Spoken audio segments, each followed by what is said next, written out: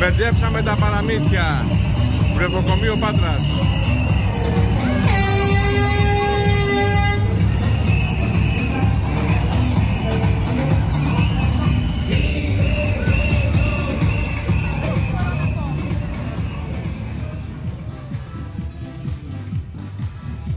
Καλημέρα, πώς περνάτε?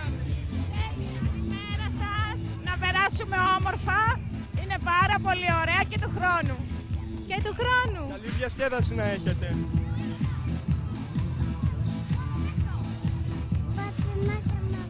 Πώς περνάς? Μιλά. Κρύβεται η μικρή πριγκίπισσα. Πατρινό καρναβάλι για πάντα. Πατρινό καρναβάλι για πάντα, λοιπόν.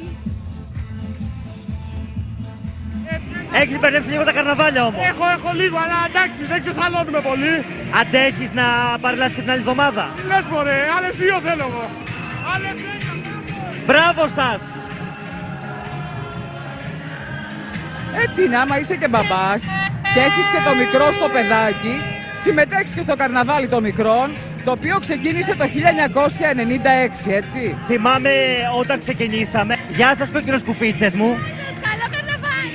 Και σε εσάς εύχομαι. Τι κάνετε, πώς το βιώνουμε το καρναβάλι εσείς οι μικρότεροι? Πώς βιώνουμε το καρναβάλι εμείς οι μικρότεροι? Τέλεια! Υπέροχα!